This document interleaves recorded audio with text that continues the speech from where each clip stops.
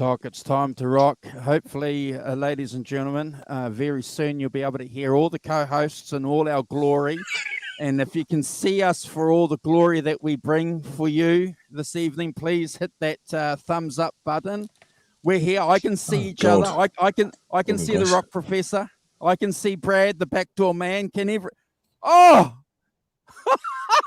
I didn't do that. He's dropped out. We're having some technical issues, guys. So, but we're getting through it. Looks like Andrew and I will be sort of filling the void of Simon until he comes back. Blimey! You've turned into Pinky and Perky. I didn't do that. Have you done it on deliberately? You're on helium. It sounds like you're on helium. No, is that right? No, it sounds terrible. I can't understand a word. Just it's like you're going really loudly. Oh, really? That sounds fantastic. Sounds like you put some weird effect on your voice. It's hilarious. How do we sound in the chat, Hugh and Alan? I'm going to say TikTok, time to rock. I'm going to pass it over to Brad, and he's going to say something. And if we're sounding weird and wonderful, let us know. Hold on a sec. Hold on. Well, I've got the opportunity to talk. Oh, look. Perfect. On here, not perfect by a country mile. Okay. Well, yes, I'm loud enough, but I can't. Oh, hang on a second. I'm going to leave. Okay. Okay. So I'm going to take the opportunity to say a shout out to Warren. I think I want to get this show rolling, guys. So this TikTok is time to rock. And yes, big shouts out to our good friend Warren. If he's watching this back later, we want to wish you all the best, mate. Our warm thoughts and love and warm prayers are with you, mate. So, stay safe and we look forward to catching you on the show. Awesome. Thanks, Hugh. Thanks, Alan. So we're sounding pretty good. According to the cats and the kittens in the chat, we're sounding pretty good. So that's good. Okay. That was absolutely hilarious. You were like going, I can't even do it. They were going. Well, there you go. Yeah, there you go. That's better. Probably glad I didn't hear it. So anyway, TikTok, it's time to rock. Thank you, ladies and gentlemen, for being with us here on the Sunday show on Beebs TV, the British Electric Blues show. I'm here as usual with my co-hosts on the top tier, Brad, the backdoor man Cook, and we've got this guy down here, the technical Rock Professor. He's got a knife. He's got a knife. He's going to show you what he's going to do with that knife soon, though. And I trust me, it's a good thing. It's nothing bad. So this ain't no late Halloween show or anything like that. So we're looking forward to that. Brad's got something to show, and then we're going to go through and rank an interesting album. We've got a bit of a story to tell behind this album too. I made a couple of connections, so I look forward to sharing that with you guys. But I've asked if I could have some editorial content from my co-hosts, just to have a bit of a rant. And it's concerning Eric Clapton. Now, if you guys have been aware of the situation, Eric Clapton has come out and made a couple of positions clear as far as he's concerned about this global event that's been happening. And he's had an opinion and a few about it, which is, from my perspective, fine. Everybody has the right to have an opinion about anything. Whether or not you agree with that opinion, well, of course, that's up to you. But what I find really distasteful, guys, Simon and Brad and anybody else listening, what I find really distasteful is when something like the Washington Post rings all of Eric Clapton's acquaintances and everybody in the past digging up dirt on Eric Clapton so they can write this rag about Eric Clapton and talk about how Eric Clapton is this racist. Eric Clapton is a misogynist. Eric Clapton is an idiot. Eric Clapton is deceitful and he's manipulating people. I find that really, really distasteful myself for two reasons. Number one, I'm a fucking fan of Eric Clapton. I've been a fan of Eric Clapton since I was 13 years old. And these people writing these these newspaper articles aren't fans. They're disrespectful hacks, tearing the reputation of somebody who's contributed to music for 40 years and brought joy to millions of people. These people are hacks and they're shitholes, and I despise everything that they've said about Eric Clapton. Thank you for my editorial rant. Well, Andrew, that's a very positive stance in my eyes. That was surprising. Also, we got a bit of potty mouth there, which is something that we don't normally do on this show. So I just want to reiterate how heartfelt Andrew must feel to talk like that. So I hope everyone understands. We are all Eric Clapton fans on this channel. A big part of our channel here is, the Beano record, the Eric Clapton connection. The majority of we're fans. Everyone's entitled to an opinion, and I tend to agree with what Andrew said there. With and contacting every acquaintance he's had, and just digging dirt. It's not really the way you do things in my eyes. And yes, I pretty much agree with everything Andrew said there. So I've got your back there, Andrew. Cheers, brother. I think it's very difficult. That's a very difficult thing. I don't really understand what's going on, but yeah. Well, that's fine. Go. I'll send you the link of the Washington Post article, mate. And I'm happy for you to talk about it when you get a bit more information behind you the next show. But I just, we've said this before. It's a current theme that we always make on this show about these hacks, these journalists. Just because these people can write 3,000 words for some magazine or some article doesn't mean that anything they say is worth reading. The hacks. Yeah. I think that, I don't watch the news. I don't read newspapers anymore for this exact reason. I think a lot of things are, done to sell things or get ratings and get views. And it's, it's just disappointing. 100%, Andrew. Yeah. So thank you. I don't like normally using swear words, but I'm really angry about that, and I just felt like I needed to get that off my chest because, as Brad said, we are our show exists for a handful of artists, because of a handful of artists, and Eric Clapton is certainly one of them. He's a giant in my eyes, will always be. He doesn't need to apologize to anybody. He's made multiple apologies. He's done wonderful things for wonderful people. If you know anything about Eric Clapton and go and dig, you can see all the great and glorious things he's done to help people. Plus, there's a lot of things that we don't know. There's a lot of hints of people that he's helped during this international thing over the last 18 months. He's dished out lots of money to ex-band members to help them survive. Where's the news articles about that? Where's the headlines about that? 100%. Amen. Amen to that. Yeah. Okay. So, Rock Professor, what have you been up to? Where have you been sneaking? Where have you been sneaking around? You've been out doing things, stealing things. I see. I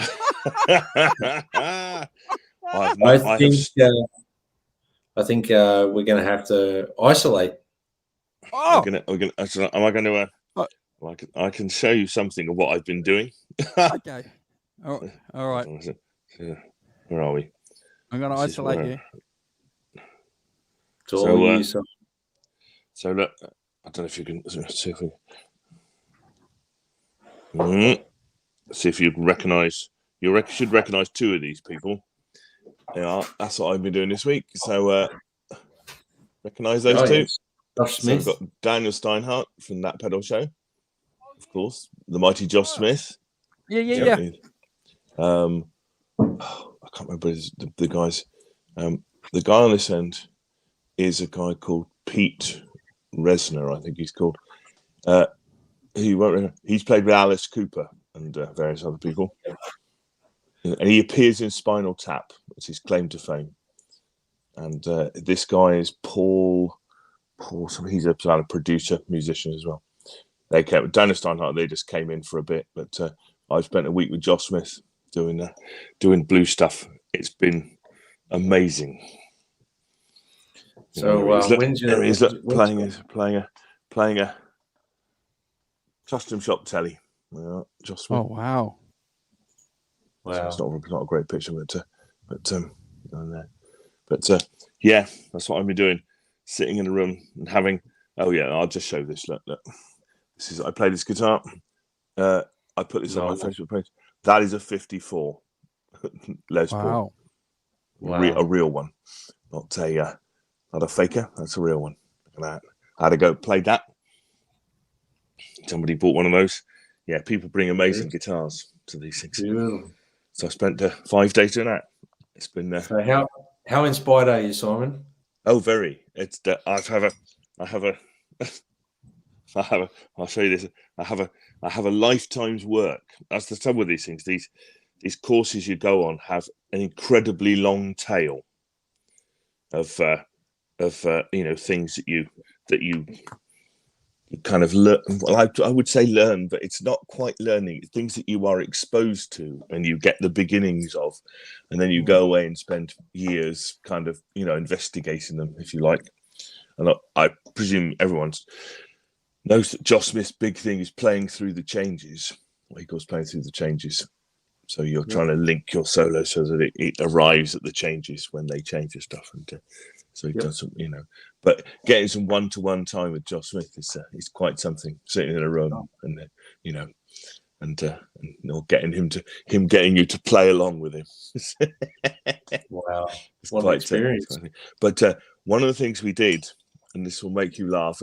So I arrived on Tuesday, and I'm walking up the path to the hotel front door, and one of the other people, Hayden, is coming the other way. He's arrived as well.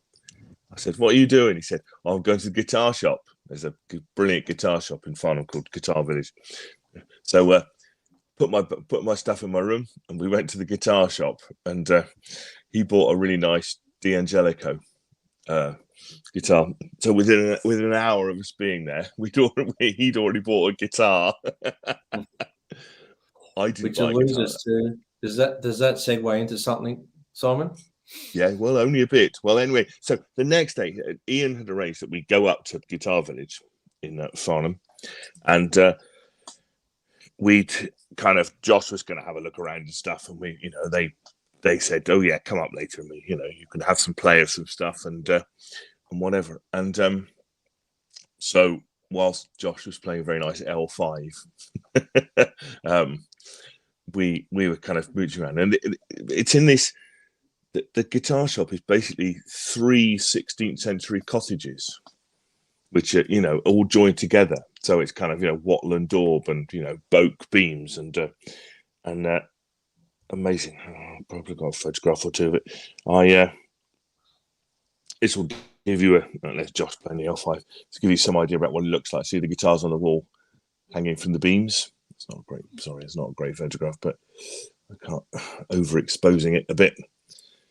But you get the idea. You can see the guitars all lined up here on the wall up here, which is pretty cool. Don't do that. And in one of the little side rooms they had a little sort of a acoustic room with sort of various bits and pieces in it. So I walk in, and I see a guitar there that I haven't seen for maybe 25 years, right? So I'm like, oh dear. So I'll open it and show you what it is. Hold on, I can take the power headphone back. So it's not. I need a drum roll.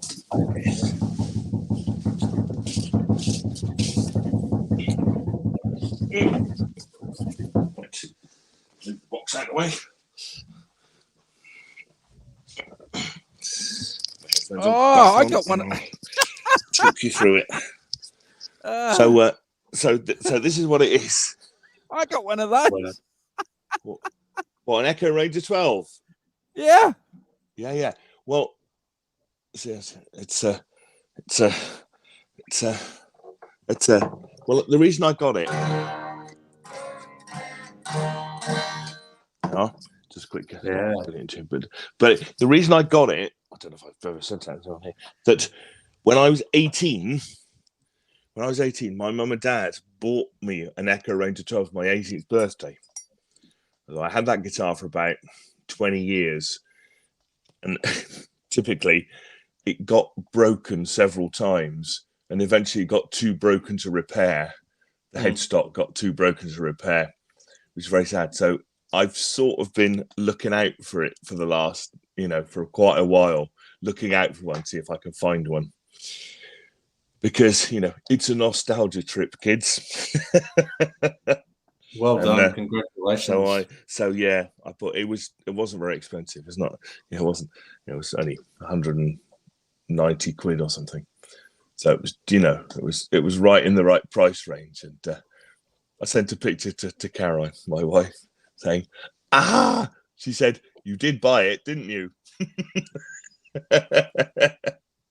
Yeah, I got mine a couple of years ago too. It's a bolt-on neck. I paid, I think about 500 for mine. It's beautiful, made in Italy. Right. Yeah. This is this is quite an old. It's not quite. The difference is on my old one that I had. This wasn't white. Hold on. This wasn't white on mine, but it's fine. I mean, it's got some dings. It's got sort of bit of a crack there. It's got a bit of a repair here and stuff. Awesome. And things, but it's sound. Yeah, show us the head again. Show us the head again. Yeah, it's the same as mine. So it's got the white. It's got the white label, whereas mine had a black label, I think, and then white writing. I don't know, it's probably and a bit later. And a brass nut. Has it got the brass nut? I don't think it's. It might be brass. Might be steel. It's a metal nut. But I don't know if it's a. Can you see that? If I get in close. Yeah, I don't know if it's brass. It might be. But, so mine's a 74 or so. What year is yours? I have no idea. And that was a guess from the guy that I bought it from, who's my luthier. It was a guess. I don't know. It's tuned in E flat. I'm not probably going to keep it in E flat. Beautiful guitar. Yeah, but yeah, it's a nostalgia trip because, as I say, my parents bought me one of these when I was 18. So, it's I bought what I had again, and I'm really happy with it. It's well lovely. Done. Yeah. Well done. Congratulations, mate. Congratulations. Well done. NGD. So, that sounds great as well. It's it's one of those things. You just pick it up, you start playing it in the shop, and then 10 minutes later, you're still playing it. Because time has whistled past. You're still playing it again. What's really interesting about a 12-string, though, is it's a different technique from playing a 6-string acoustic. It's a different. You're not using the same technique. It's just, it's a little bit. It's interesting. I love it. I first thing I did when I got mine is I played Thrasher by Neil Young. I loved it. That's a fantastic song, isn't it? Yeah. That rundown. If I get a chance, I might dig mine out and we'll do an icon. Yeah. We do. But anyway, comparison. Congratulations, Rock Professor. Yeah, congrats. Yeah, it's brilliant. Look, I had to carry it home in that vast box because my lord, it was the only thing they had that it would fit in. And we tried like about 5 cases to absolutely no chance of getting a case for it of any description. So yes, with a tape handle. So I'm walking down the road with it like this. Oh dear. So Rock Professor, do you want to do a shout out to everybody in the chat before Brad talks about what he's got? Because I'd hate for us to forget to do that. No, we've got to do that. Yes, before our self-regarding nonsense, we've got to say hello to our team in the chat. So good morning to Music Therapy Laz. Stop by, say what's up, and of course Ellen. Good morning, Ellen, and Hugh Caldwell. Johnny Heartbreaker and Crappy Luxury. Morning team. And John said D351. Morning, John. How you doing? Epic graphics this week as well. So thank you for those. And of course, Nelson Rodriguez. Morning, Nelson. How you doing? Hope we're good. Kenneth K. Morning, Kenneth. Helen Winter. Morning, Helen. And that seems to be, I think that's probably, hopefully that's everybody that said hi in the chat. So welcome one, welcome all. And I hope we're all good. We've all had good weeks. Here's an old name. Julia. Yay. Good morning, Julia. How are you? It's been a while since we've seen Julia. Nice to see you, Julia. Yeah. And the great Vanzini. Just dropping by. The great Vanzini. Good morning, great Vanzini. I've got to do a shout out. Great Vanzini and Mark Tanner did a wonderful collab on Mark's channel. Did they? Oh, good. I like Great Vanzini stuff. He's great. All that jazzy swing stuff he plays. Brilliant. Check that out. Yeah. I haven't done much YouTubing this week, so yeah, it's been a busy week. I'm glad. Awesome. Brad, the backdoor man, what you got there, brother? I'll be really quick. I'm gonna look at us. We've all got presents this week. I'm gonna present you. Yeah, well, hold on. Okay. You might not be able to tell, but these pickups here are brand spanking new. I managed to get myself a set of these vintage reissue reserve JW restoration pickups. And just in time to do some tracking for some songs I'm going to be releasing. And I feel very privileged to have got them. And basically what I will say is I've got a few thank you and shout outs to do to Arthur Menenzies. He was doing an Instagram live and I was chatting to him. And I said, what's a good pickup to put in, what I was after tone-wise. And he said, you should contact Joel Wilkinson. And Wilkins, sorry. And I said, okay, no worries. And I didn't get onto it. I thought I'll just leave it for now. Anyway, cut a long story short, Joel actually contacted me and he said, I was speaking to Art and he mentioned that you were up to some pickups. So I was shocked. I was like, yeah, I'm looking at him. And he goes, well, I know you entered this contest to try and win some. And he goes, and, he goes, I know you love Philip Sace, so maybe you would like to get your hands on some of these. So he sent them across, and they're got a serial number, and it's 45 of 45. So yeah. So a big shouts out to Joel, Arthur, and of course Philip Sace. This is a collaborative thing that Philip Sace did with Joel Wilkins at JW Restorations, and they came in a nice little pouch, which I thought was really cool. On my Instagram, I shared it all, so you can go through and have a look at that. And I changed the pickups over. I changed the pickups over. I restrung it while I was doing an Instagram live, and then I plugged it in live, and it wouldn't save it. It went a bit funky when I tried to save it to my Instagram, but I was spewing. But Andrew jumped on and had a bit of a chat.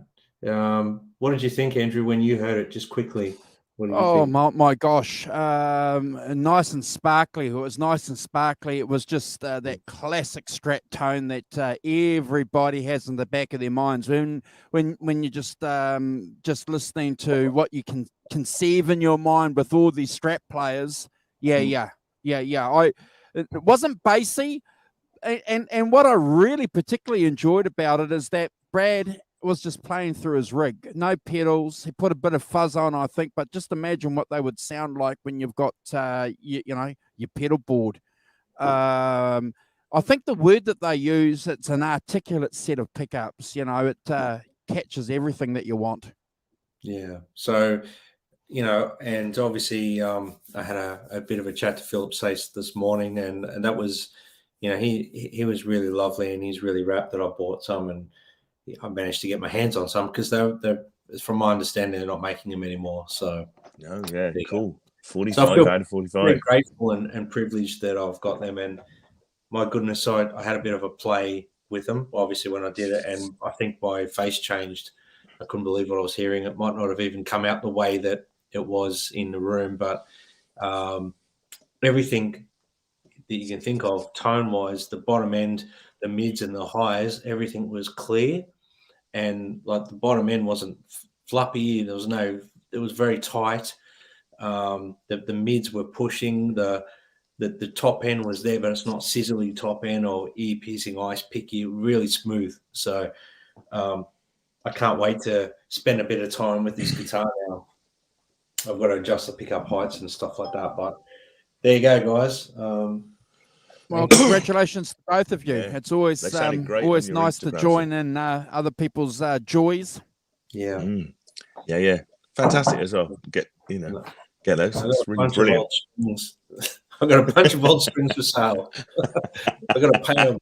I got to pay for the pickup somehow. So I've got a bunch of old strings for sale. Yeah, I could sell them on eBay, Brad. Used by Brad Cook, famous Australian musician. I won't say what I got. Oh no, I could say something else. You can. I won't. Yeah. I won't. Behave. Go on, say it, Andrew. You can't tease us and not say it now. No, it's all right. It's okay. You keep those guitar strings. There's a line. There's a line. Mr. Walton's about to stride across it. In a frankly naughty manner.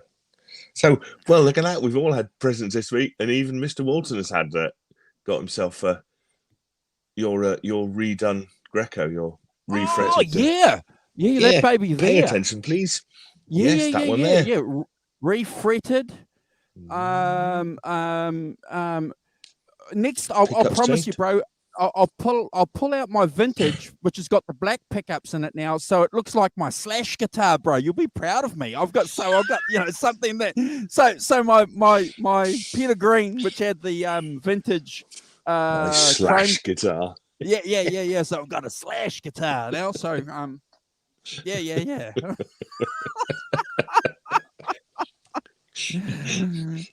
Well done. Yeah. You see, yeah. With the so we've all done fantastic things this week. See, it's all been good. Yeah. And later on, guys, I'll play a video for you guys too. I'll play a video later on. But I look forward to talking a little bit about this album, guys, that we're going to rank. If you can give me just a little bit of time, and obviously I'll share the time with my other co-hosts. I'll be upfront and honest with you guys. So I don't have an emotional attachment to this album. Like 90% of the albums that we've done, I have, like most of us, we have that emotional attachment, which is really, really important. And our rankings, I think, reflect that, and that's one of the great things about music. It gives us that ability to make that connection with our past going forward. But this album, I didn't discover this album until about 2010. And so I've been listening to it with the ears of a British Electric Blues fan, which is a little bit different from a young guy growing up. And there's some great things about this album that I really, really like. The simplicity. I think it encapsulates the British electric blues scene really, really well. And I didn't realize this, guys, that actually this album with this band was, for lack of a better word, a trendy album. It was, because the British Electric Blues thing was in vogue in 67, 68 with Cream and Fleetwood Mac.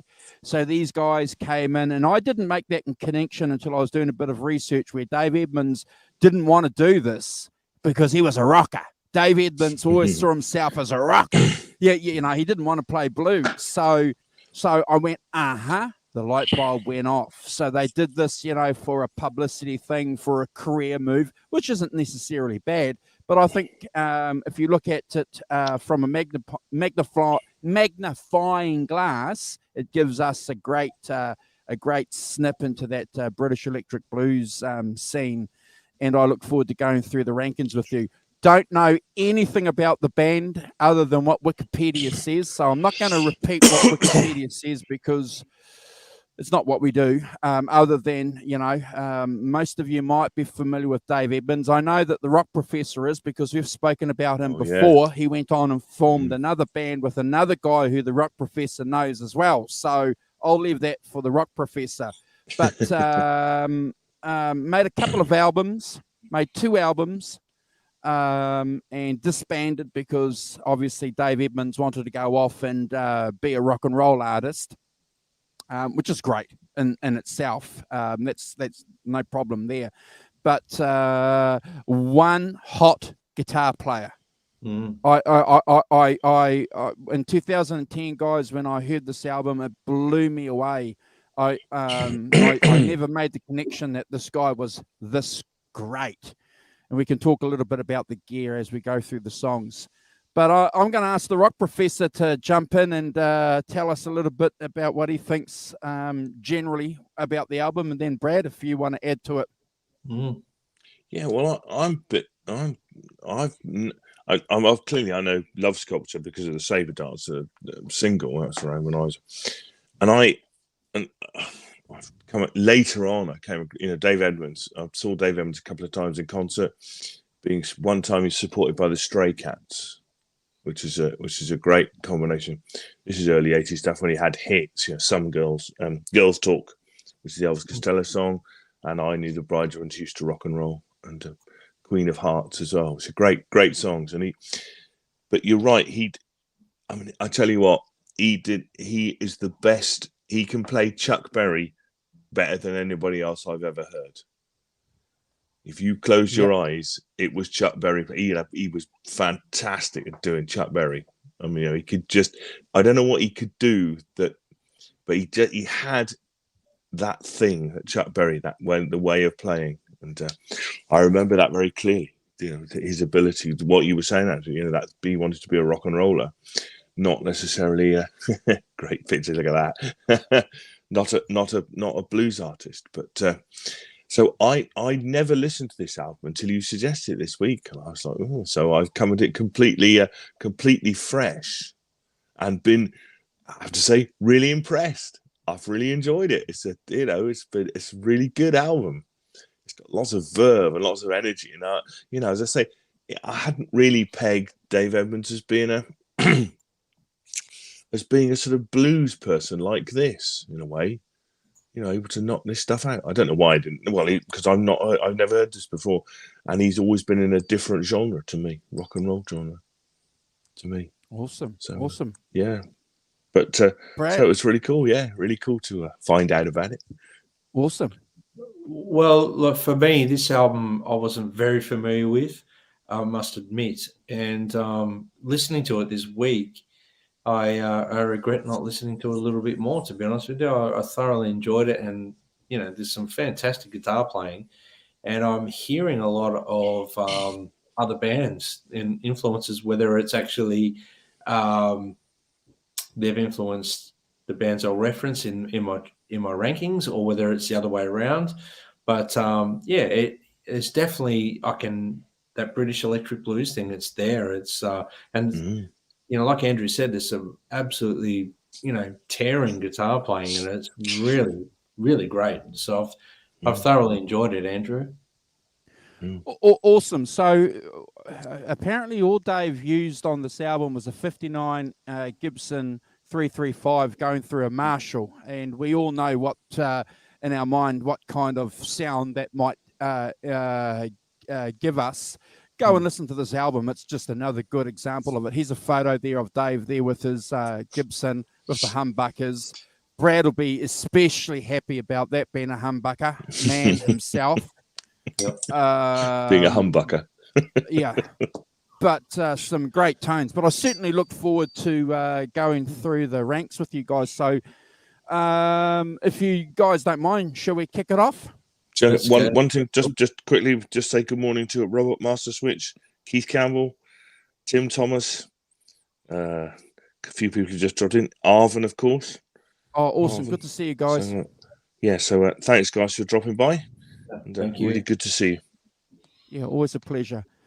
Okay, so this album came out in December '68, the height of the British electric blues boom, and it starts off the first song, obviously, with a Freddie King masterpiece, and we've discussed this. Peter Green's version. We've discussed Gary Moore's version. I look forward to discussing Freddie King's version at some stage with my co-hosts, because we haven't done the original, but we're doing another version of a great tune, The Stumble. It's that fast up-tempo thing that's going on. It's a nice surprise. Once you hear those first couple of bars, you become familiar with the song. It's really, really great. It's faithful to the original, even though it's a little bit faster. Got that bridge pickup cranking on this album. Guys, I love it. I love this. It's a great opener. It's a blues staple. I know the Rock Professor would be happy about this. A lot of people listening to this song at the time would be familiar with it, because other artists had been playing with it. It's got to be a 10 out of 10. Brad. Wow. Well, I think Andrew, our notes are going to be, almost carbon copied by the sounds of it. So, look, I think it's a great opening track, and I the rhythm section on this song, really holding it down, really good. I love the feel on the drums in this one, and there's some rip snorting lead guitar work.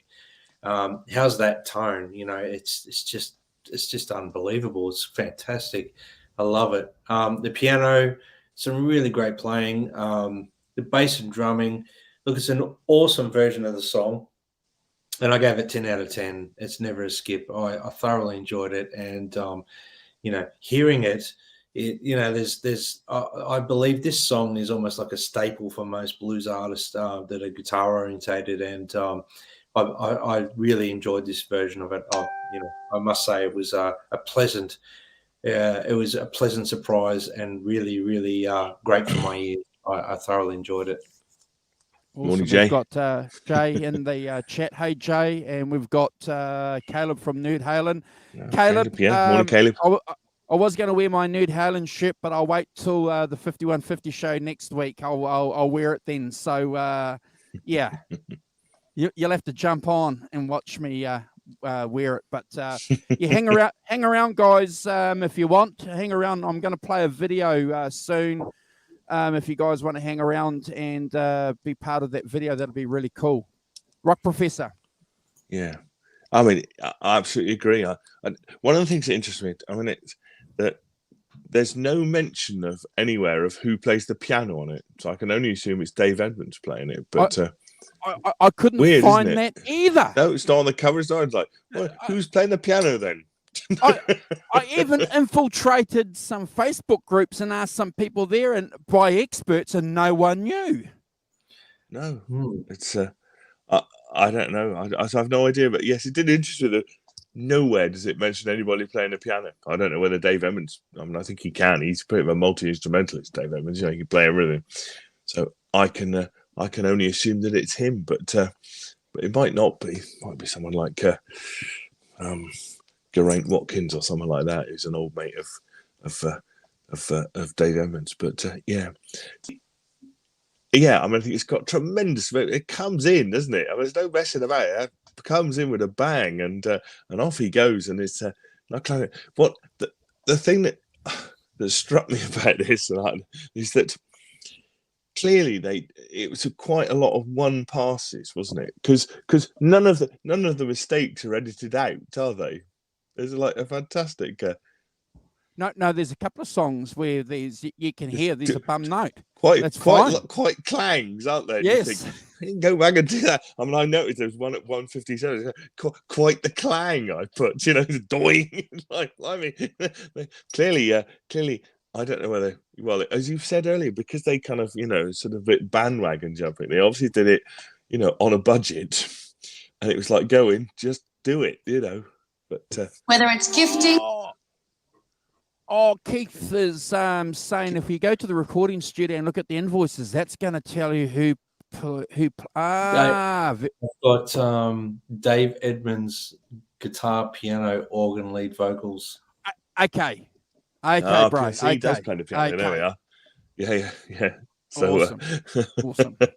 I mean, it's 10 out of 10. Absolutely 10 out of 10. You know, it's got such verve and such energy. It's like, oh yeah, you're tapping your foot, aren't you? Banging into it. Yeah. Awesome. I'm glad.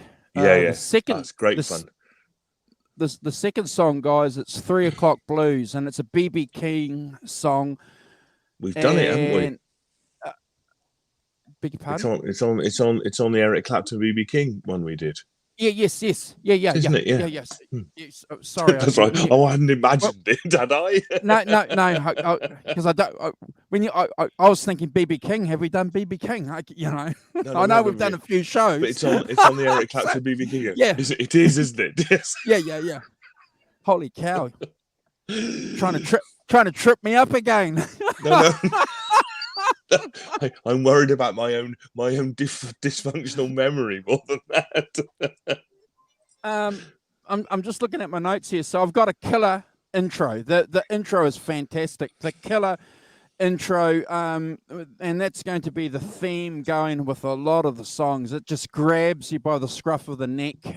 Chicago blues played by these Welshmen. It's just fantastic. It just goes to the strength of this music, how it can cross an ocean and be picked up and represented really, really well. The opening vocals are brilliant, absolutely brilliant. And there's going to be a lot of fluctuations in some of the vocals through the tracks on this album. So I'll be keen to talk to Brad to see whether that's just got something to do with mic placements, because I get the impression that this is just what they call recorded on the fly. There's not too much technical studio finesse that's gone into this album. But that, again, is one of the reasons why it sounds so great. The solo, I'm going to pinch Brad's word. It's a tasty solo, and it's got those nice vibratos that I'm sure even BB King himself would be proud of. Gosh, guys, I have to give this a 10 out of 10 as well. It's just a great follow-up to the intro track. Brad. Yeah, it's that great biting lead guitar tone that it opens with. It's sensational. I mean, we're talking, what was it, 1966, this album? Was it 1966? 68, brother. 68, sorry, 68, my mistake. But it's got that sound quality about it. It's fantastic. And I love those early guitar tones. And you were talking about the vocal techniques and the way they record the vocals, Andrew. I think everything was on the fly. They just did it. There was no studio trickery back on this record in particular. There's none. It's just, add a bit of verb or whatever they did, and that was it. So, the band's really tight. The vocals are superb, and forgive me if I'm wrong, but I'm hearing like a Jack Bruce vocal vibe on this song. I'm hearing that. The vocals, I mean, I love the solo as well. There's some great slurs in there, I could hear some great slurring and stuff like that, which you don't hear a lot of players doing, and that was really cool to hear. Again, that guitar tone's really biting through, cuts through, and I love the solo to fade. I'm assuming they probably jammed that one out and it went on too long, so they faded it to cut it to a short length for the album. But I gave this one a 10 out of 10 as well, Andrew. I loved it. It was great. Awesome. Rock Professor. Yeah, I agree. I mean, I think a couple of things I noted. Great walking bass kind of going through it, and really great swinging drums as well. I think that's one of the things it does really swing, this track, because it has they've got the right pace for it. And as you say, blistering guitar solo again from Dave Edmonds, who really cracks into this really cracks into it, and it's call and response stuff with the vocals and the guitar towards the end. It's the one thing I'd say is I think I'd give it a 9 out of 10. I think the one thing I'd say, feel myself, is that Dave Edmunds is not that great a blues singer. I would say it's fine, but I think that he's a better rock and roll pop singer than he is a blues singer. I got more to say about that, but I won't say it here. It disabused me of this idea straight away. Stop that now, Williams. But it's a great track. 9 out of 10. Never a skip, of course. So it's brilliant. And look, that third tracking, slow it down a bit, slightly different vibe. Yeah, it's great. And really cool. Thank you, Robot Master Switch. It is a deep dive. It is a deep cut, and I'm glad that you're digging it. And anyone else who stumbles upon it might be surprised too. I certainly was back in 2010, so I'm happy to spend a bit of time talking about this album with you guys. The third song is "I Believe to My Soul," which is a Ray Charles classic. It's if you know Ray Charles. Now, I'm just reading my notes here, guys. We've got a nice, sincere vocal, and I'm saying sincere because it's sincere to the song, because Ray Charles himself is one of the smoothest, greatest vocalists, ever. So, and I respect the fact that Dave has done that. He's tried to bring something a little bit different to this song than the previous song. The solo cuts through really, really nice with that piano, who I made a note that I couldn't find played, but Brad, but Brad solved that problem by, it's Dave. So look, I love it as much as I love the song, the original song. I'm going to give this an 8 out of 10. Never a skip. Brad. I love that guitar playing on this. The piano is great. I'm going to go back to what I said before. There's a bit of a Cream influence at times, not all the time, but I'm hearing it. The vocals are trippy. Again, I'm sort of leaning towards a Jack Bruce vocal vibe. I'm not sure if that's what he was intending, but that's just what my ear's hearing. The guitar solo, it's stinging. Like there's a sting to it. Look, the more I listened to this song, the more it grew on me. And just in context of how I've ranked all the other tracks, I have to give this one an 8 out of 10, and it's never a skip. Simon. Awesome. Yeah, I'd agree with that. I think it's, I think this is one of the ones where they've actually gone over, because they've clearly got some, some backing vocals and stuff that they've layered over it, and which is really cool. It's certainly an 8 out of 10. Never a skip for me. I think it's a cool version of it, of the song. Yeah. Awesome. And again, it has that, because it has the piano and stuff, it has a kind of, you're introducing a new instrument, different vibe, different feel. I think it's, track 3 is the place to do it, really, isn't it? Correct. So 8 out of 10. Absolutely. Yeah. Correct.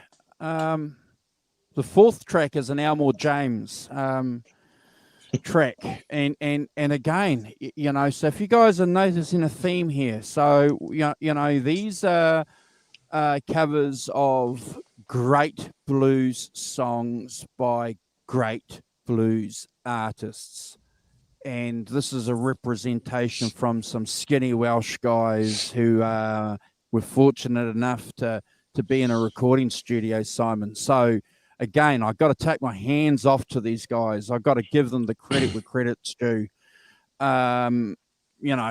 Obviously, it's not about digging coal in Wales. These guys can actually play the blues. Sorry for generalizing Wales. Sorry, we'll get back to the show. Okay. Okay, so the things I like about the song, obviously, we're blues guitar nuts here. I love the slide. It's channeling the vibe of Elmore James remarkably well. It's great. Couple of mistakes, not mistakes, couple of missed notes, which again offers that authenticity that we want. Don't like the vocals very well. That reverb behind the vocals is just irritating. It's too much reverb for the vocals, in my opinion, and because of that, I'm going to give it an 8 out of 10. Brad. Yeah, look, I really thought the slide playing on this was great, and I actually enjoy hearing. I call them misfire notes. I don't necessarily call them mistakes. I don't mind hearing that. Brilliant. Transition notes. Yeah. Transition notes. Misfire notes. Great. Yeah, misfire notes, because they're not necessarily. They're probably not entirely where they wanted to get to, but it fits really well. I've also noted that the blues turnarounds, the way they've executed them is very classy. We've heard blues artists a million times over do the blues progression, and sometimes it's, very immature and sometimes very classy. And I thought these guys did that very classy. I really enjoyed the slide solo. That chugging feel that's there by the rhythm section, and I think it was like a second guitar or a rhythm guitar track, which I thought rhythm guitars now, was really cool. And in that second solo, I loved how he's doing the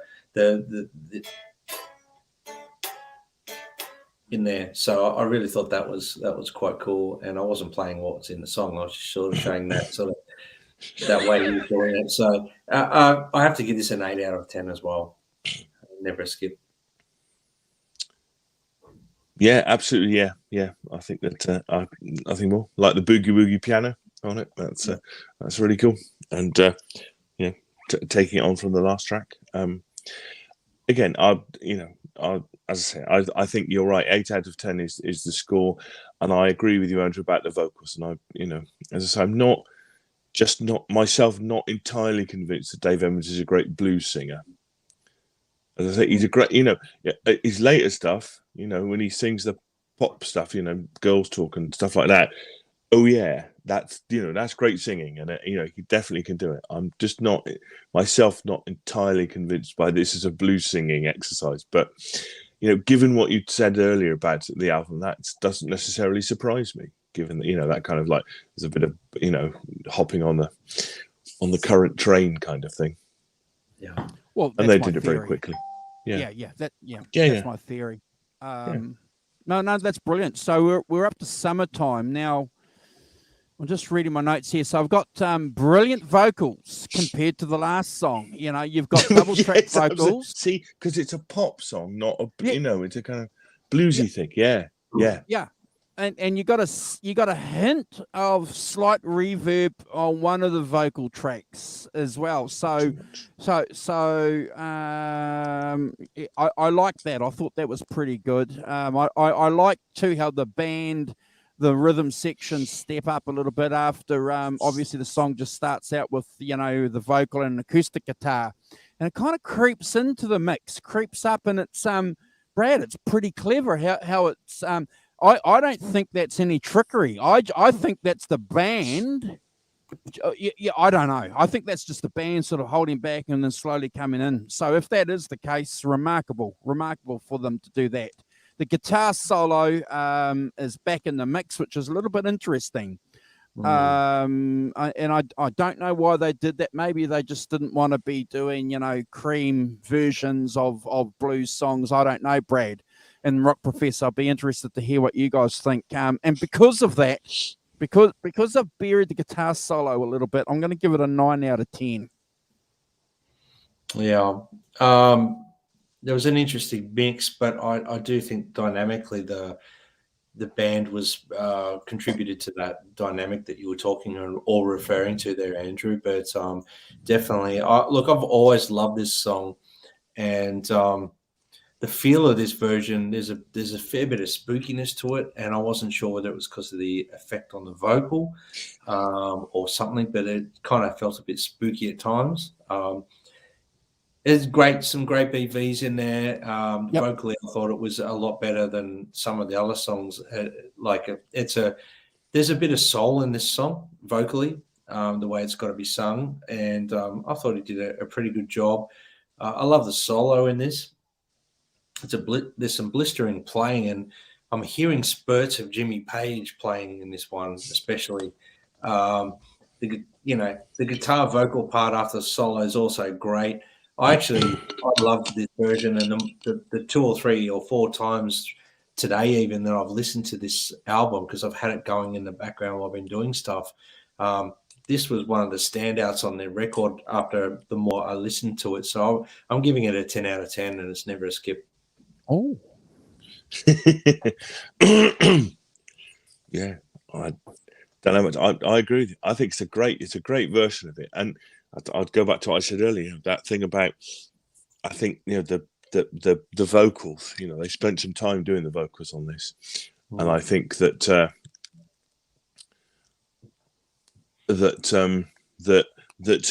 this kind of song probably suits his voice a bit better than the straight blues stuff. So I love the singing on it. Did you not go on the Jimmy Page thing? I wrote down Shades of Stairway. That kind of descending guitar line is like almost. That's what occurred to me a couple of times when he was doing it. It's like, that's correct. Stairway. Interestingly. I don't know whether. I mean, he's just a descending guitar figure, but it did strike me enough to write it down. Shades of Stairway. Which is funny. So 9 out of 10 for me, never a skip. I think it's a really good version of it, and and it's something a bit different. Track 4, something a bit different. Robot Master Switch. On my notes there, I've got one thing. I've got fuzz, fuzz, fuzz. I've got fuzz, fuzz, fuzz for the next song, On the Road. You're asking about you hear some fuzz on some of these tracks. I agree with you. If you want to hear some fuzz, and I look forward to Brad, especially because he is the disciple of the fuzz too. So disciple of fuzz. I'm not sure I agree with that, Andrew, but I like that. I'll take it. That's Brad Cook, disciple of fuzz. Yeah. I'm a fuzzy dude, Yeah, the fuzz. Fuzzy Brad, dude. Hey, the fuzz. Brad the fuzz. Okay, right. The fuzz. I've actually got notes on the fuzz in this too, guys. Oh, so, yeah. Okay. See, 3 more from them later. Yeah. Disciples of fuzz. 3 more from them later. On the Road. Fuzz, fuzz, fuzz. Underlined, upfront vocals, nice harmonies to suit. And because of the fuzz, I'm giving it 9 out of 10. I wanted to give it 10 out of 10, but I couldn't because of the next song. So I'm still going to give it a 9 out of 10. So I'm going to pass it over to Brad, the doctor of fuzz. Well, we're going to get fuzzy, guys. Fuzz doctor, yeah. Look, it's to me, it's a great song, and I thought the vocal was a little weird on this. I think it sort of grew on me. I wasn't sure if it was the BB that was weird to me or something not quite. At first, the first initial, I was like, "What's that?" I think it was the BV. I've mentioned here I really liked the fuzz drone guitar, and is it guitar or bass, Brad? I think it was. I thought it might have been bass, but yeah. Yeah, I think. Well, it sounds like there's a. Well, maybe it is a bass because it's very hard when you put a fuzz on a guitar at times because you can really choke it up with a fuzz, or you can roll the tone back a little bit and clean it up and get that glassier sort of thing. I think it's guitar. I thought it was guitar. Yeah. I'm not going to argue with the rock professor if he thinks it's bass, but no. Yeah. I would. Yeah. Remember, I thought it was guitar, so I'm going to stick to it. I'm going to stick to it as guitar. Good. Yeah. Well, because I've only listened to this a couple of times because I've been so busy this week. I just haven't, Yeah. Well, overall, the lead guitar parts are really cool. The rhythm guitar it's holding it tight in this song. That's the one with the fuzz. It's kind of like choked up, and it's really it's a unique fuzz tone as well. Look, for me, it's not a bad version of this song at all. I know I thoroughly enjoyed it. I gave it just out of ranking with the other tracks, 8.5 out of 10. Never a skip. Awesome. Thank you, brother. Simon. Yeah, I mean, for me, it's a straight copy of the Canned Heat version, isn't it? Together with the high falsetto vocals and stuff that he does, and I think that you're right. It's a kind of 8.5 out of 10, and I think because of that, but I mean, it's done really well. It's got a really hypnotic groove that the Canned Heat version has. It kind of goes along. It's got a really dreamy guitar solo and stuff that really works. So it's 8.5 out of 10 from me. As I say, I think it's not necessarily a very original version of it, but that's okay. I'm not, but as all the elements, and I think that the high vocals are really well done. Double track again, because they're not kind of trad blues vocals. Edmonds has got a bit more to hang his hat on with them. So that would be my take on it. Awesome. Before we get into the next song, guys, so we're streaming on 2 of our Facebook groups, All About the Blues, our Facebook group, and we're also streaming on the British Electric Blues Facebook group as well. So we've got 18 people watching us. We had about 20 before, and we've got someone from Facebook watching us. So if you're watching from Facebook, drop a hi in the chat so that you can help with our algorithms. That would be really, really cool. We've got Ambient Guitars UK in the chat. He's becoming a regular. Yeah. Fantastic. So thank you guys for allowing me to do that. Don't Answer the Door is the next track. And I've got exceptional intro. The introduction to this song is just exceptional.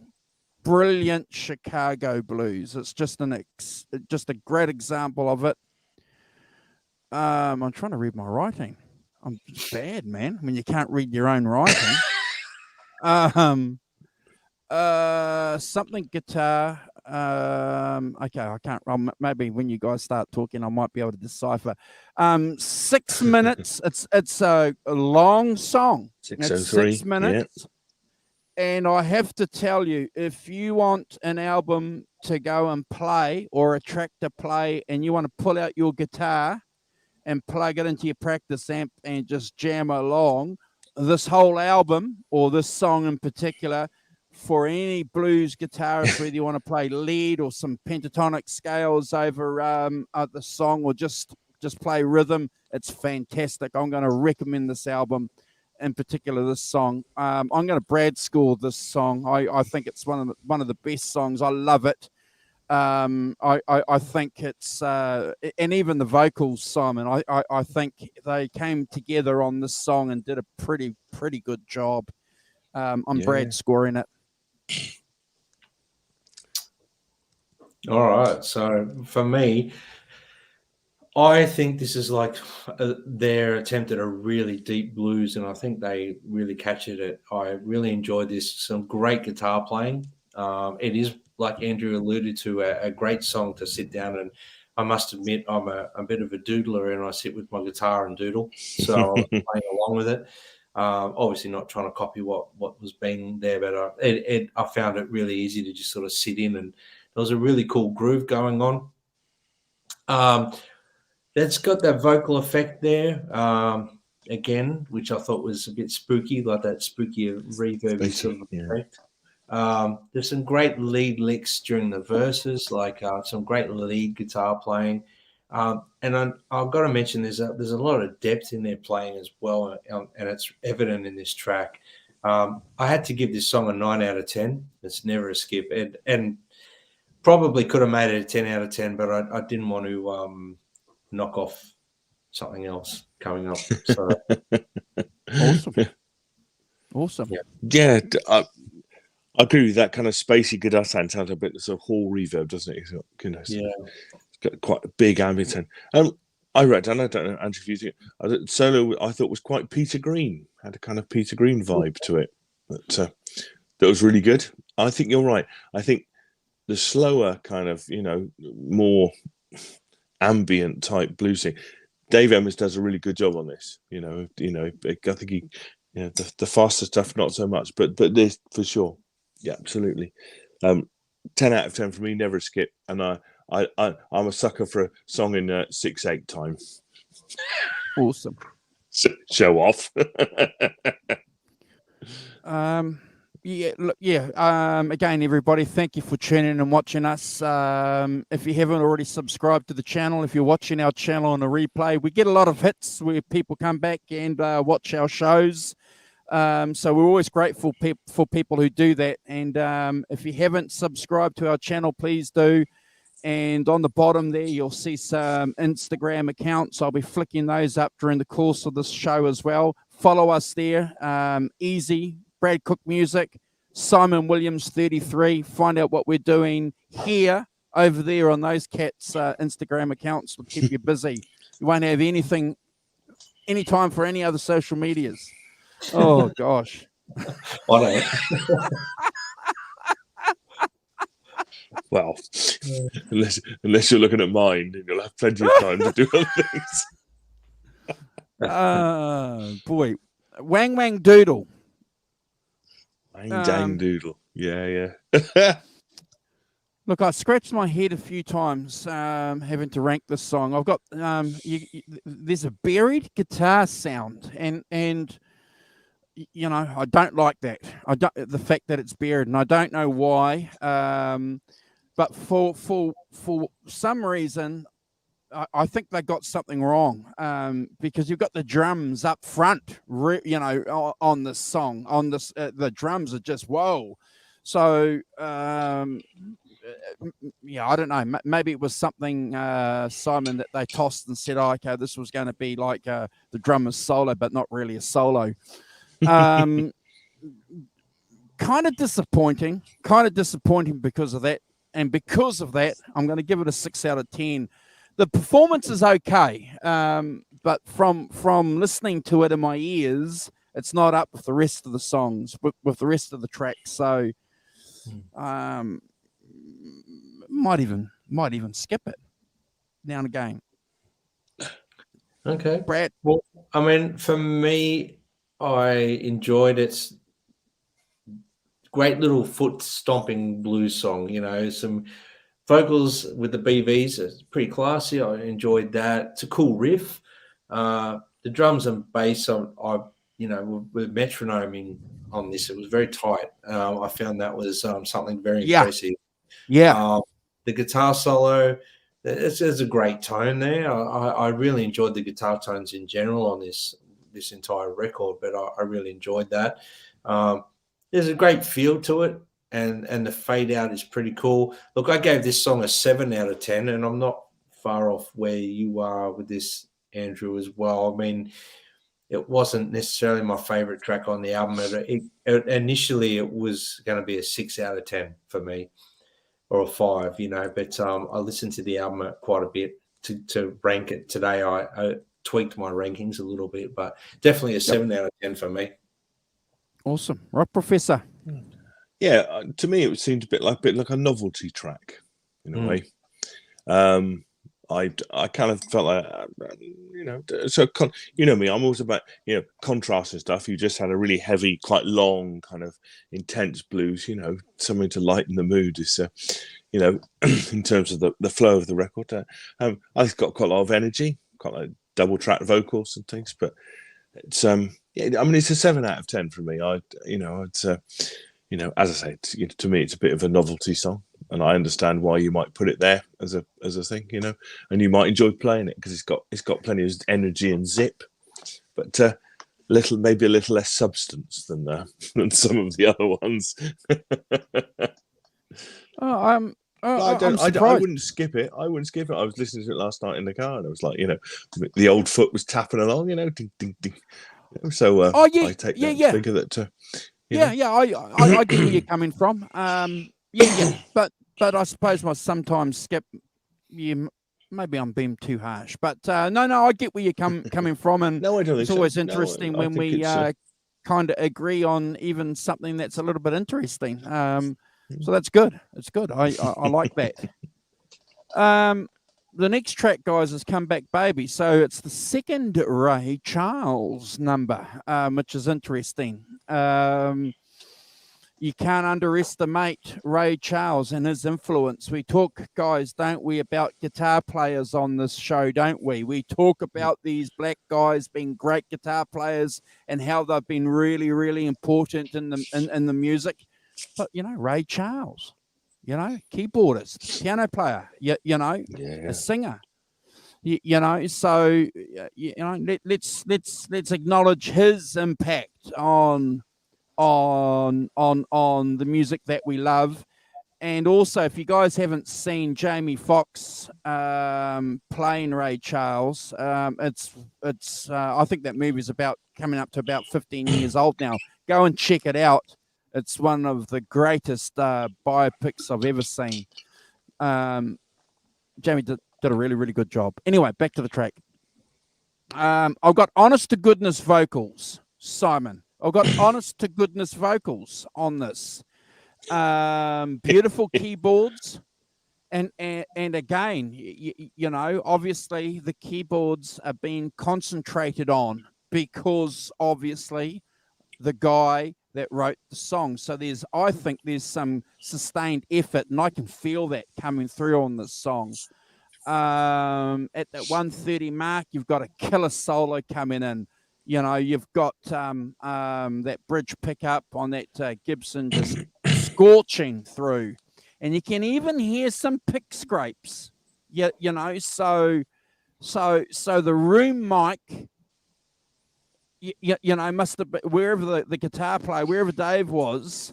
They picked that up separately from the amp mic. Again, nice little touch. Love it.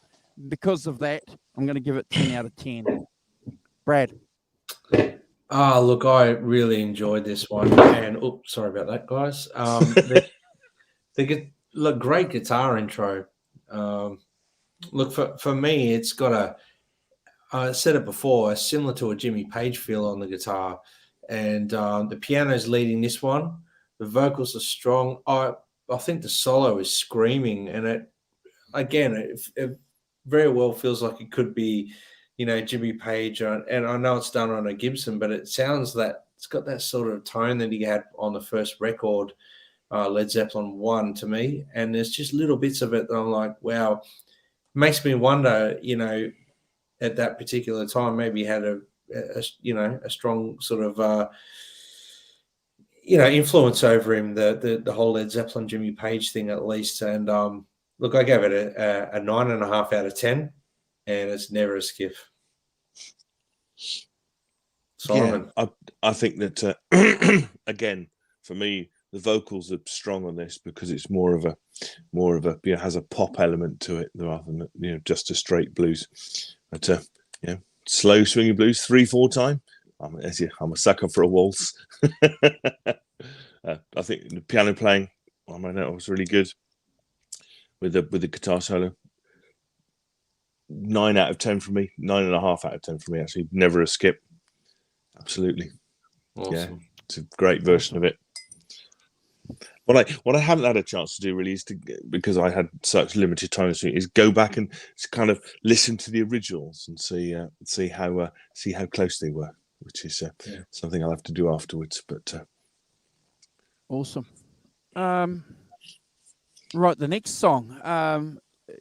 Look, you guys obviously know that I'm a Rolling Stones nut, and we've done Exile on Main Street on this show, and it's an album that I think we did 2 or 3 shows, didn't we? I think we did a deep dive and then 2 shows because it was a double track. One of the channel highlights I've ever done, and it was a pleasure to be part of with Brad, the disciple of Fuzz, and the Rock Professor. So if you guys haven't seen it, go back and check those shows out. So when I heard this album in 2010 and it got up to this song, Shake Your Hips, I was familiar with the Stones version. absolutely familiar with it. I've been listening to that since I was 12 years old, and this blew me away. This version, I remember listening to this at least half a dozen times, guys, just skipping back, listening to it because it just blew me away. I'm going to ask a question, and I'm not going to answer it, but I'm just going to ask a question. So don't ask me to answer it. Rhetorical question, I believe that is. Okay, right. Okay, so that is the word. Is it better than the Stones version? I'm not answering it. The rhythm section is the star on this too. The rhythm section, keeping this just cranking through, is wonderful, and I'm sure the rock professor might even tell us what time it's in. It's a 4/4. And I'm going to pinch one of Brad's words too. It's a tasty solo. I love the solo, and what's really interesting about the solo for me, guys, is that it's played on the neck pickup. It's the first time we've heard the neck pickup, I think, in my years on this album. I have to Brad score this. I have to. I think it's just a remarkable version. I'm comparing it to something I already love. And if there's that attachment, wow. Brad score. 10 out of 10. I don't know how to follow that. I love the upfeel on the guitar, the overall feel, the rim shots, the riff, great solo. It's perfect and fitting for the song, which is something that I'm a song guy, and I really enjoy players that play for the song, not necessarily just to shine, So I felt that was fantastic. That vocal effect, very verby. Did you guys pick up on that? Like, it's very, very verby. I'm not sure if you touched on that, Andrew, but that was something that I in this song in particular, I enjoyed it, and overall, I love the song. I mean, I gave it a 9.5 out of 10. Never a skip for me. Okay. I can't rate it 10 because I can't. That's okay. Sorry, Andrew. Never a skip. That's good. I thought it was going to give you a wigging off then, Brad. I thought we were going to get a ticket off from the boss. You know you're going to boot me. Only 9.5. Do you want to revise that? Yes. Yeah, stay there. Oh dear, yes. Oh dear. I agree with you. It's a great version of this, isn't it? It's that to me. It had that kind of the rim shots. They had that kind of Lagrange feel, didn't it? Yep. Kind of thing that very. Where they got it from that. I'm glad you brought that up. That's exactly the point. Yeah. As I say, I haven't had a chance to go and listen to the original, so I can't. I don't know whether they would have got it, but it did remind me very much of that Lagrange feel at the beginning and stuff. And I like the call and response stuff with the vocals and the guitar. You can clearly, you sing and play. That's what you can do. And this great guitar solo. 10 out of 10 for me. Never a skip. 4 out of 10. Oh. Just to annoy Andrew. Andrew praises Brad. 10, Brad, 19. Look, Keith. I'm glad you guys can see the humour in what we do here. We're semi-serious. The beating up happens after the show in the green room. Yeah, he lines us up in the green room, Keith, and gives us a good ticking off for all goes through our errors in minute detail. I'm surprised he just hasn't gone on a rampage tonight, because he's already been a potty mouth at the start of the show. So I'm surprised he's not giving us a serving now. A tongue lashing. But seriously, guys, it's wonderful to go through on some of these albums that we're not familiar with, and be impressed by some of the tracks, and obviously get that fed back to us by the cats in the chat too. So, it's great. It's fantastic. And, that's what our channel is about. Our channel is about sharing something, and again, if you guys have any recommendations that you want us to albums to rank, fire them through to the Rock Professor, me, to Brad. We're happy to negotiate that. We've done a few requests. Happy to take some requests. We look forward to doing a few left field things next year. So keep those coming if you want us to do something like that. Last track on the album, gentlemen. And before I rank it, I just have to say it's the only original, and it's just a wonderful song. It's a perfect ending to a wonderful deep cut album that captures the British blues movement for me in one song. This song, and it's remarkable because this song that the band has written incorporates everything that they've done beforehand in this last song, and it's remarkable that they've managed to achieve that.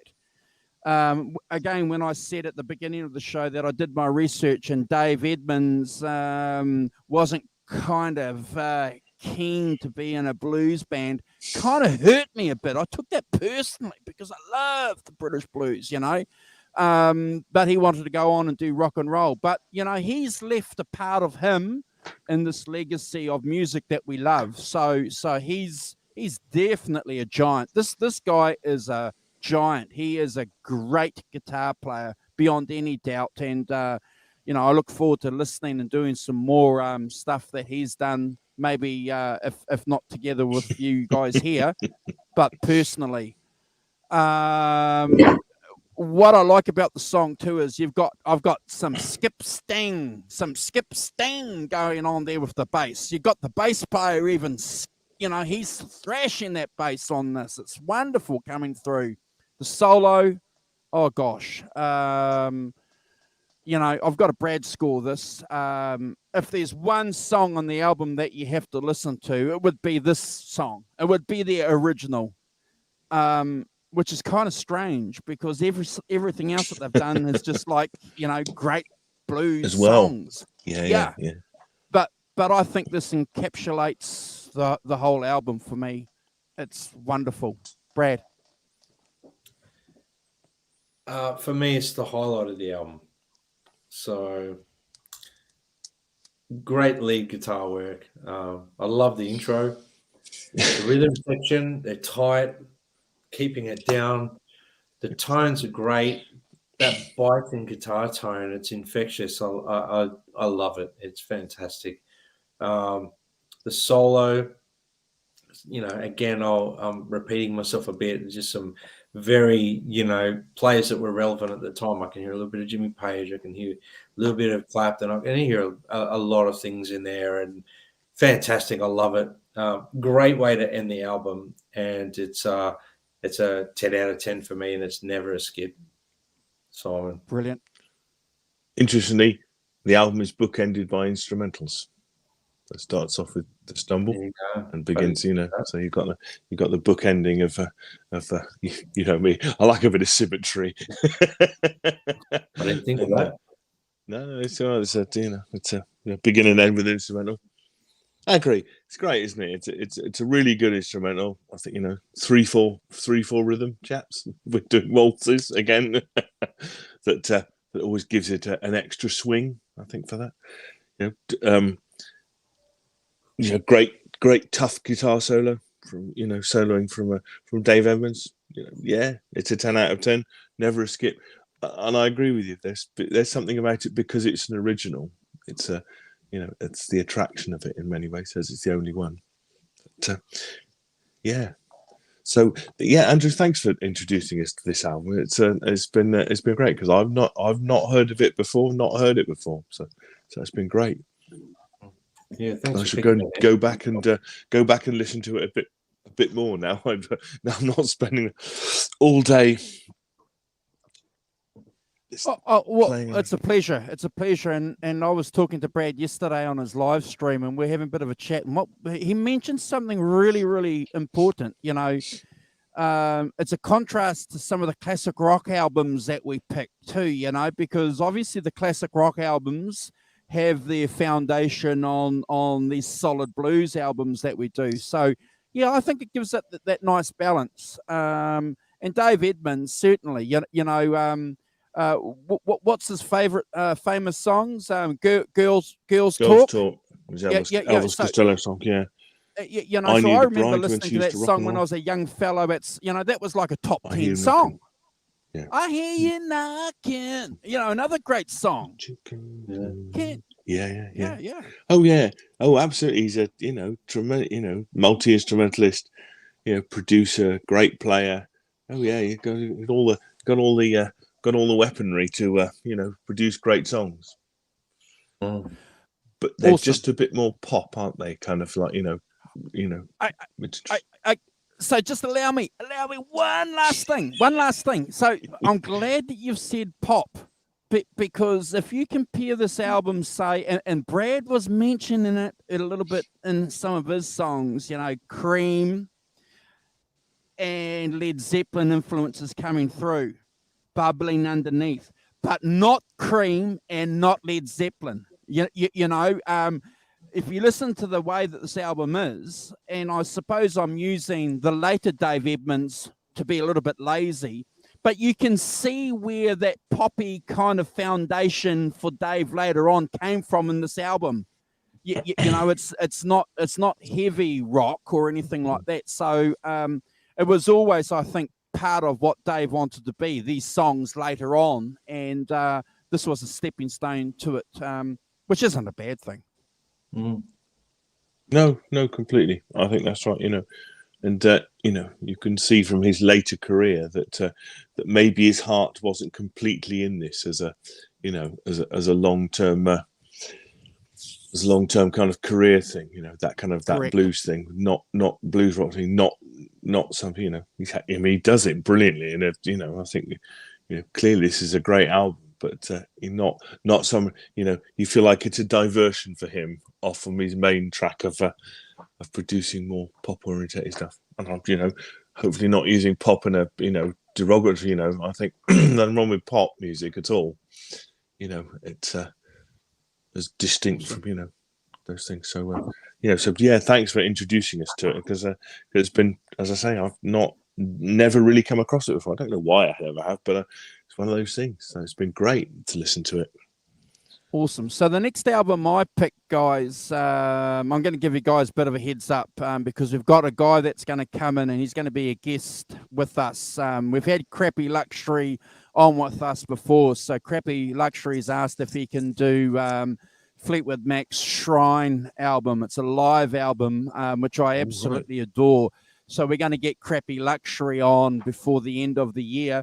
And cool. So I'm going to share some information with you guys too. So we're just thinking about maybe our Christmas show going live on the 19th of December, which is the last Sunday before Christmas Day. We might stream for 6 hours. We will incorporate the Sunday show with the 5150 show. So we'll just have people coming in and coming out.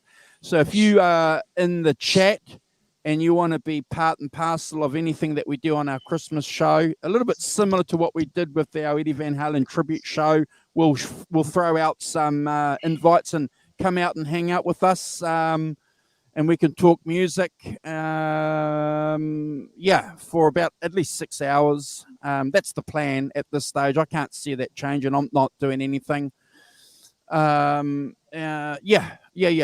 let us know and give us maybe some topics that you might want us to talk about if we're going to be live for 6 hours.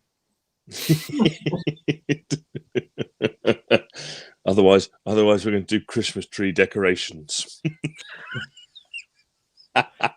Andrew does all the decorating. Yeah, brother, I'll do that. Hopefully we'll be in Devon for that. Yeah.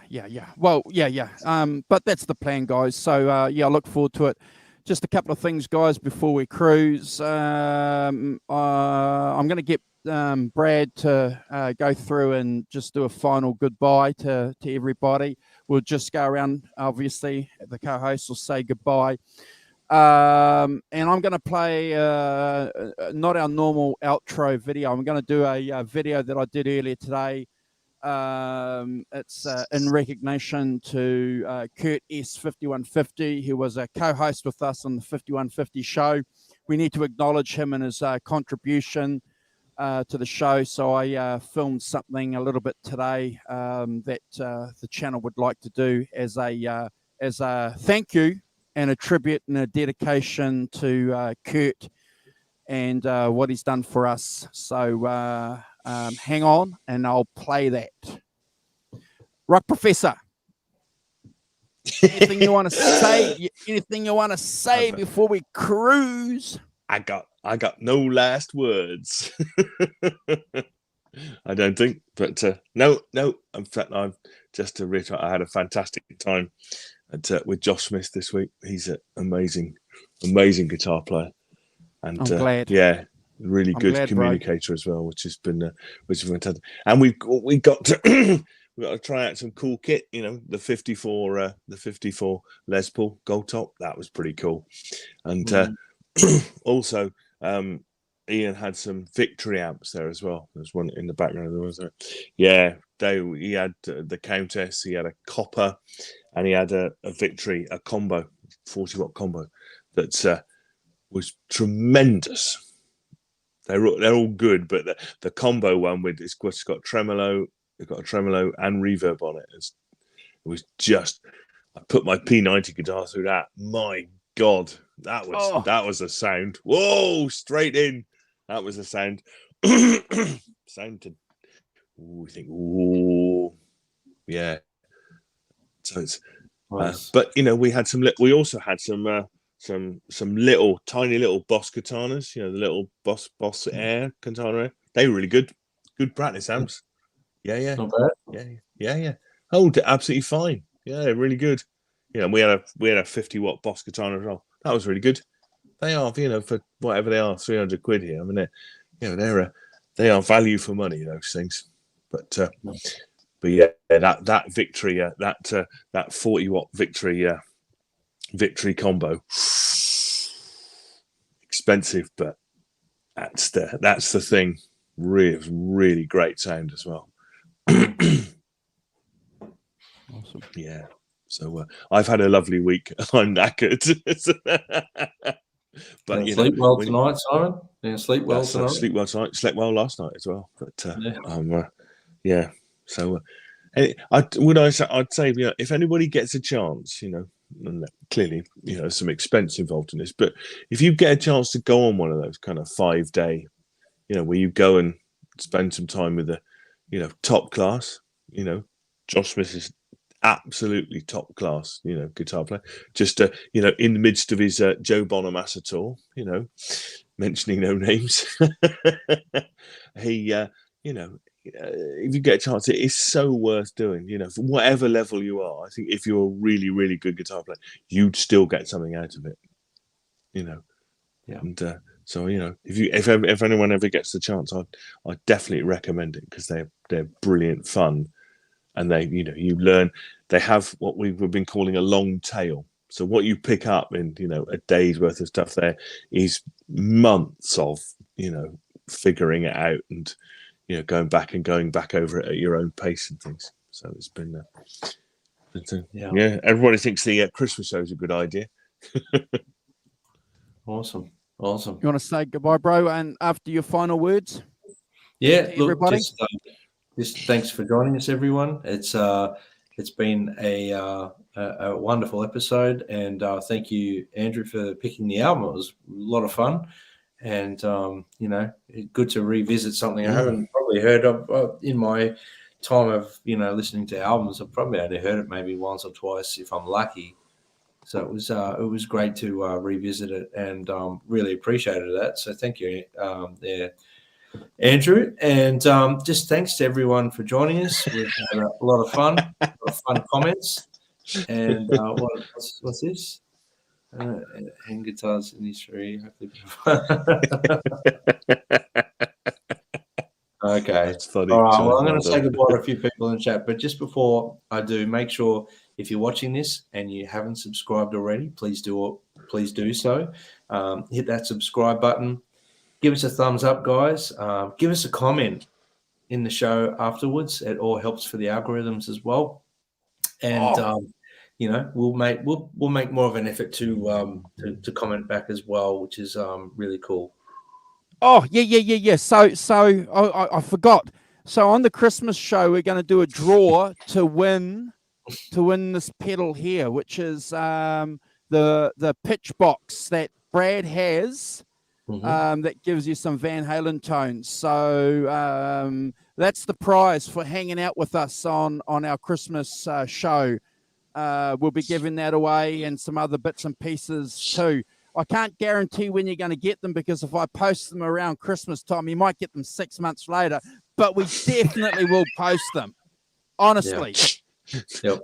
This ain't a rip-off channel. To the back of the swimming kangaroo to get to the rest of the world. If you're good enough, I might even deliver them myself to you on Christmas Day.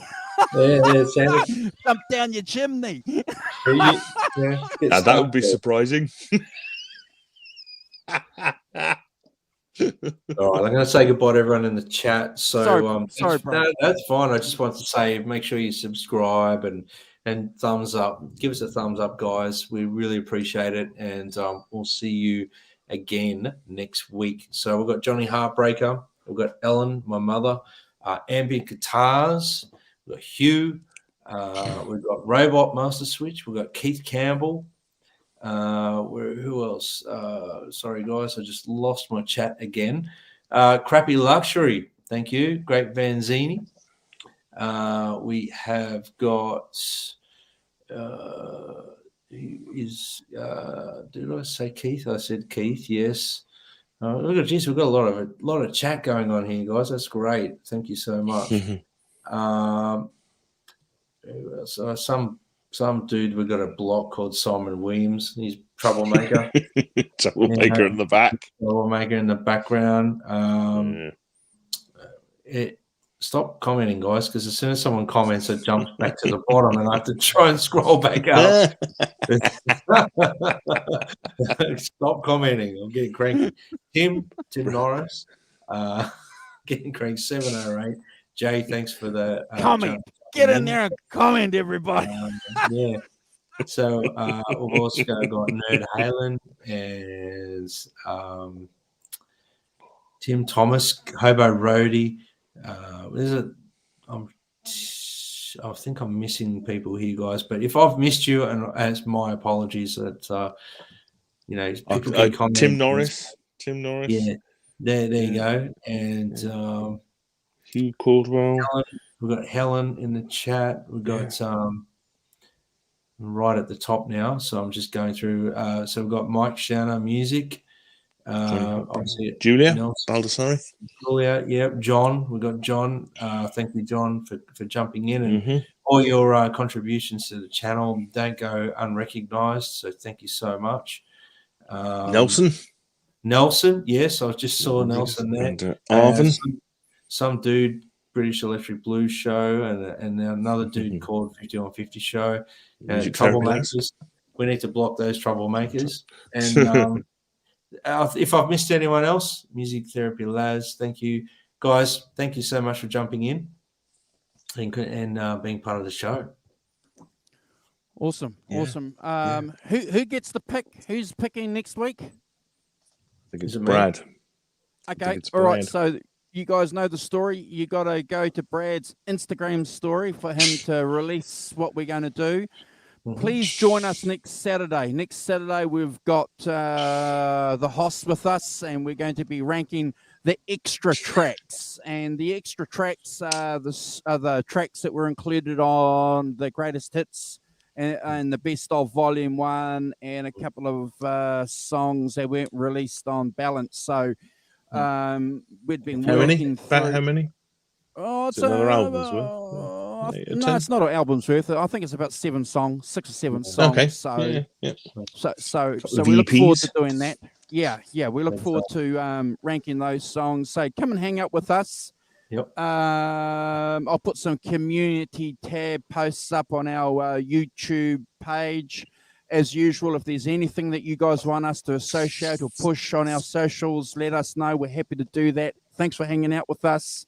I'm going to drop everyone else out, and then I'm going to play a video, and we look forward to catching up with you guys next week. Keep out of trouble. Take care, everyone in the chat. Stay safe. We'll see you next week.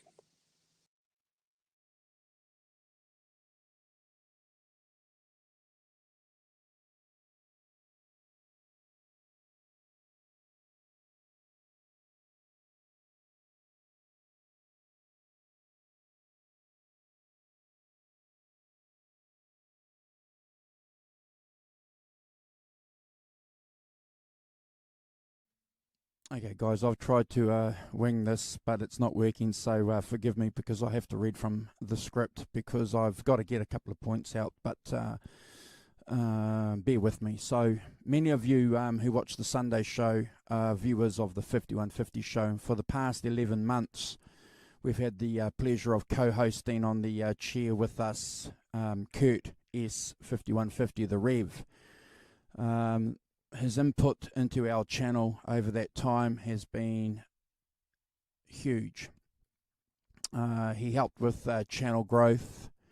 He's been generous in sending gifts to us, and he's also contributed to the financial viability of the show by paying some monthly subs. And for that, the channel is always thankful. But more than that, though, Kurt brought depth and integrity to the 5150 show on the topic of Eddie Van Halen in this year of mourning for us as fans.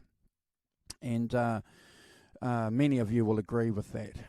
His ability to articulate 30 or 40 years worth of information into our shows is a remarkable gift, and it's a gift that we were lucky to have, and it's a gift that we are sure he'll take and offer on other programs. The Rev is always and will always be a friend of this channel. He's a dear friend to the channel, and we wish him well, and we look forward to catching up with him in the future. God bless.